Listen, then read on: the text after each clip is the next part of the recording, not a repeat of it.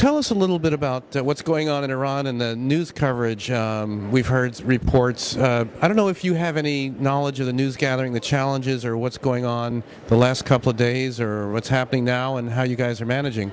Well, we're managing that in a more traditional way because it's such a difficult and dangerous environment. We brought in a group of reporters and producers, crews, but we're monitoring it via Twitter and via other social networks to try and gather information that we might not have been able to gather 2, 3, 4 years ago.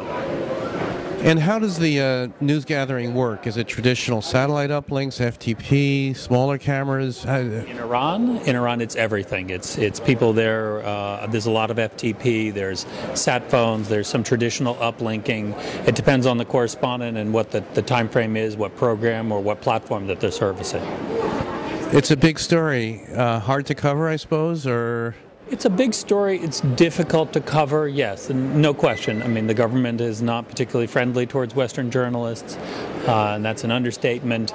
But it's one that our guys and women are very familiar with covering. Great. So tell us a little bit about, digital news, both the production, consumption. I understand you have some new digital staffers. Tell us about some of the emerging forms of digital journalism there at ABC News. We've recognized that on the web and in the mobile space, the content, while much of the stuff that we do in normal broadcast is very valuable, very highly desired, we have to supplement that. There seems to be an infinite capacity for consumption in these emerging media, new media. And some of that media needs to be of a different style because we're dealing with a different audience. I tell the people who work with me that every platform has its own audience and we need to think about programming to it. The iPhone audience is different from the Sprint platform, which is different from the Mobi TV platform, which is different from the people who go to gma.com, etc.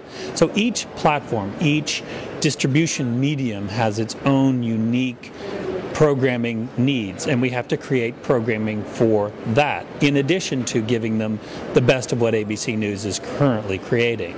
But we put out, in a month, on average, 80 million video clips to all sorts of different partners.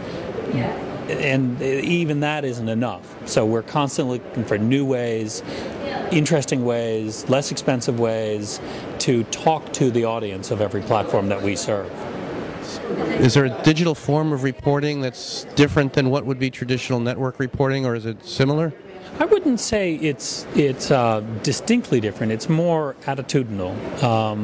We still very much want to distribute something which conforms to the standards and practices of ABC News, but we also understand that the demographic on certain platforms is different. It may be more male skewing, more female skewing, it may be younger, maybe older. So we try to address that by creating content. Content creation, as you know, is very, very expensive. So we're looking for different ways. We're looking to use flip phones. We're looking to have correspondents film themselves. We're looking to let people edit on their own Macs or on their own PCs. So we're bringing in new techniques, less expensive techniques, different points of view, different attitudes to address each user in a way that is the best for them.